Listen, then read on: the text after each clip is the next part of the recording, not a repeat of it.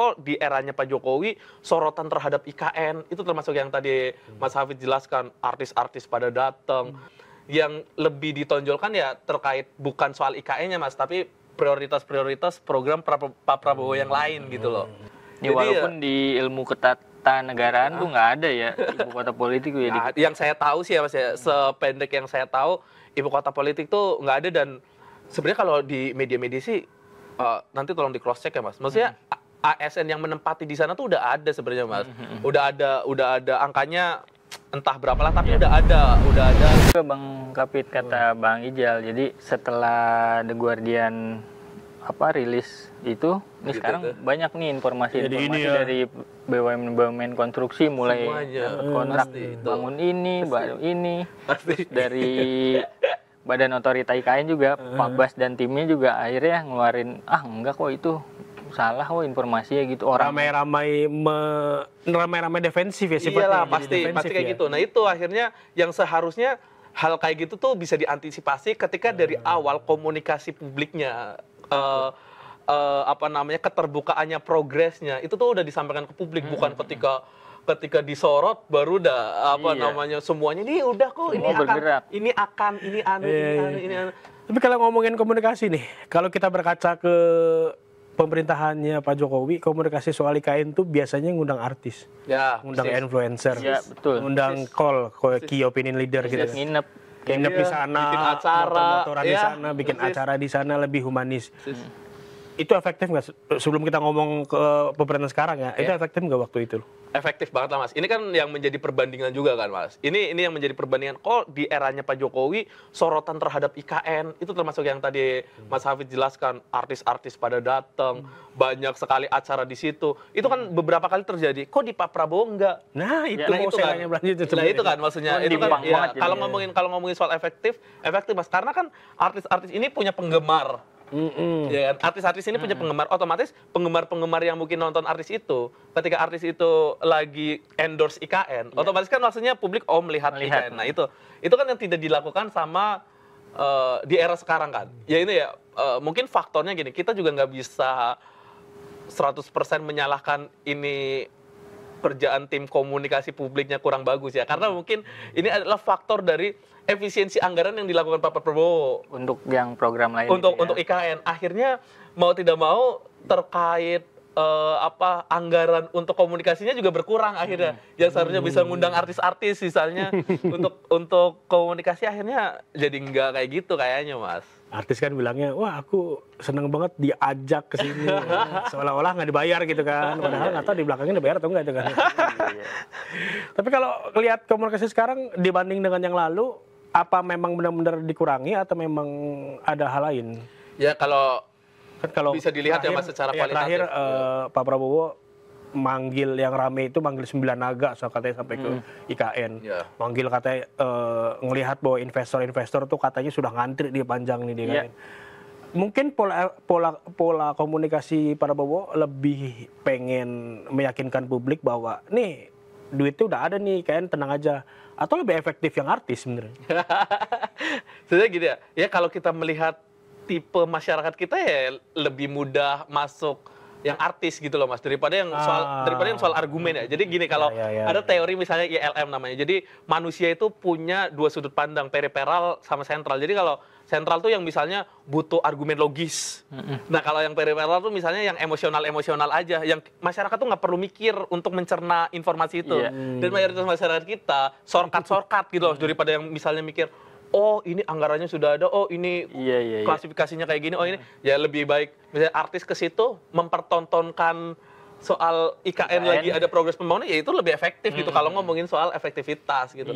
Tapi ya karena gini Mas, Pak Prabowo tuh punya prioritas lain gitu loh selain IKN, sehingga maksudnya komunikasi apapun itu yang lebih ditonjolkan ya terkait bukan soal IKN-nya Mas, tapi prioritas program Pak Prabowo yang lain gitu loh.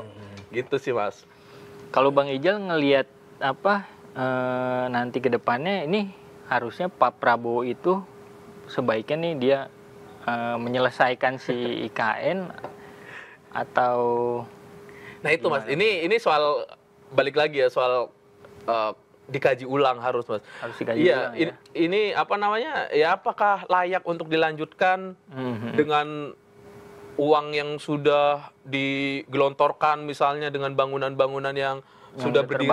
Iya, tapi di sisi lain kan kalau ternyata secara perhitungan, wah ternyata ini buat masa depan sangat membebani Indonesia nih. Bisa jadi Indonesia nggak bisa bayar ini nih misalnya kayak gitu kan.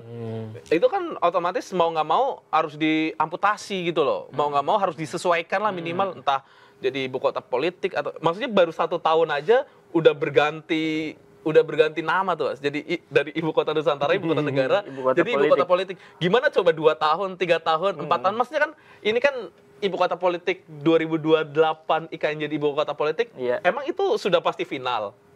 Kan bisa jadi nanti ada perpres yang lain yang, iya kan, yang ada bisa diganti lagi gitu. Iya kan, ada perpres yang lain yang apa mengkoreksi. Iya, mengkoreksi perpres sebelumnya gitu loh, Mas. Maksudnya kan gitu. Ya, walaupun di ilmu ketatanegaraan tuh nggak ada ya ibu kota politik tuh ya. Yang saya tahu sih ya, Mas ya, sependek yang saya tahu ibu kota politik tuh nggak ada, dan di perpres Pak Prabowo itu nggak dijelaskan secara rinci apa itu ibu kota politik gitu, sehingga ya publik menelanya tergantung sudut pandangnya aja. Yang pro bahwa ini adalah bentuk komitmen Pak Prabowo, yang kontra ini adalah Prabowo malas nih. Prabowo malas melanjutkan. Cuma syaratnya itu Bang, yang penting nanti ada ASN ke sono, nah itu udah dinyatakan sebagai ibu kota politik. Sebenarnya kalau di media-media sih nanti tolong di cross check ya, Mas. Maksudnya ASN yang menempati di sana tuh udah ada sebenarnya, Mas. Udah ada angkanya entah berapa lah, tapi udah ada ASN yang bertempat di sana. Tapi ya itu soal, jadi kan ada target 2030 harus udah diisi berapa gitu loh. Itu kan. Dan di Perpres Pak Prabowo yang terbaru kan itu kan bangunan minimal sudah 20%, terus ini bangunan pemerintahan, bangunan politik minimal sudah 50%, kan gitu-gitu kan, Mas. Maksudnya ibu kota politik itu juga dengan syarat gitu. Jadi bisa direalisasikan asalkan syarat-syarat yang tadi tuh terpenuhi gitu loh, Mas. Karena mungkin kalau misalnya kita telaah secara lebih luas, Pak Prabowo lagi pusing gitu. IKN pembiayaan tahap 2 katanya 273 triliun mau digelontorkan. Kereta cepat rugi gitu kan. Bandara Kertajati terbengkalai gitu kan. Lalu katanya ini proyeksi di 2026 MBG menghabiskan 335 triliun segala macam gitu kan. Mereka lagi pusing nih, pemerintah. Soal ekonomi lagi lemah, lalu soal IKN sendiri harusnya seperti apa di antara gempuran kebutuhan di Indonesia ini. Jadi gini, Mas, setiap pergantian pemerintahan, setiap pergantian kepemimpinan, itu tuh pasti pemerintahan sebelumnya akan mewarisi 2 hal. Yang pertama positif, yang kedua negatif. Positif tuh kayak misalnya Pak Prabowo juga sering sekali meresmikan proyek-proyek yang dibangun di eranya Jokowi. Itu kan salah satu peninggalan positif gitu loh. Dan ada juga peninggalan negatif, yaitu salah satunya soal misalnya utang.